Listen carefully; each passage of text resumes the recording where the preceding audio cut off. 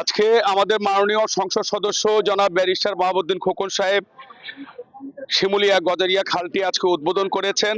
এখন যে খাল খনন করতেছে, এই খাল খননের মাধ্যমে কৃষকরা উন্নতি হবে, কৃষকরা উপকৃত হবে। শহীদ রাষ্ট্রপতি জিয়া রহমানের সেই সন্তান তারেক রহমান আজকের প্রধানমন্ত্রী এই সিদ্ধান্ত নিয়েছেন সারা বাংলাদেশে খাল খনন কর্মসূচি। সেই কর্মসূচির অংশ হিসেবে আজকে দক্ষিণ কালুয়ায় জামে মসজিদের সম্মুখে যে বিশাল জনসভা হয়েছে, আজকে সে সভার প্রধান অতিথি ছিলেন ব্যারিস্টার মাহবুবউদ্দিন খোকন সাহেব, আমাদের দুইবারের এমপি। উনি আজকে যে কর্মসূচি নিয়েছেন এবং এই খাল খনন কর্মসূচি উনি আজকে শুভ উদ্বোধন করেছেন, তার জন্য ওনাকে আমি সোনামুড়ি উপজেলা কৃষক দলের পক্ষ থেকে কৃষক দলের আহ্বায়ক হিসেবে আমি ওনাকে ধন্যবাদ জানাই। 200-র বেশি সার্ভিস ও ফিচারে লেনদেনের সব বিকাশ অ্যাপে সম্ভব। খালটা এখন জমির সঙ্গে মিশে গেছে। আমরা ধরতে গেলে জমি কাটলাম, আমরা যদি এই খালটা কাটতে পারি, পুরোপুরি খনন করতে পারি, কতগুলো উপকার হবে। প্রথম হলো পরিবেশের সুন্দর হবে, দ্বিতীয় হলো আশেপাশের জমিগুলোর যে ধান ফসল উৎপাদন করতে পানির দরকার, সে পানির ব্যবস্থা হবে। তৃতীয় হলো সরকারি জায়গা পুনরুদ্ধার হলো। আর হলো বন্যার সময়, অতি বৃষ্টির সময় বন্যা হবে না, তাড়াতাড়ি পানি নেমে যাবে।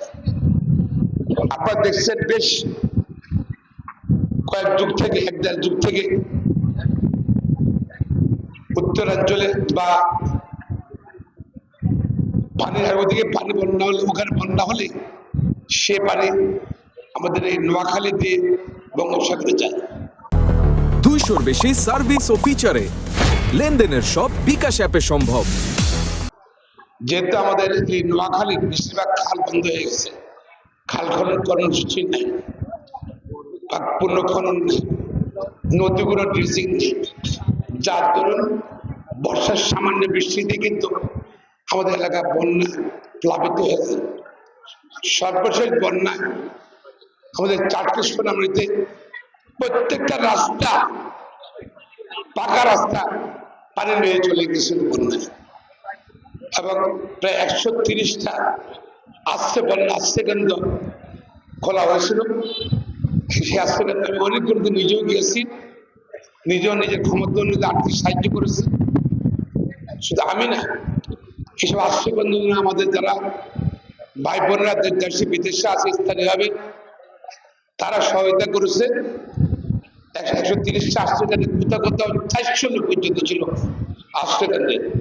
সেগুলা এই সবাই যৌথ প্রচেষ্টায় তাদেরকে আমরা সহায়তা করেছি, চেষ্টা করেছি।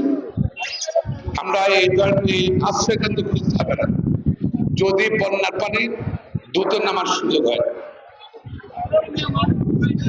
এই কর্মসূচি ইনশাল্লাহ ভালোভাবে সমাপ্ত আশা করছি। আমি একটা কথা বলতে চাই, খাল খনন করতে গিয়া কারো ব্যক্তিগত জমি ক্ষতিগ্রস্ত করা যাবে না। তবে সরকারি খালের জায়গা আমরা সবাই নিজ অধিকার সম্বন্ধে সচেতন হওয়া উচিত। আপনি সরকারি খালের জায়গা দখল করে বাড়ি করবেন, ঘর করবেন, জমি করবেন, তা হবে না।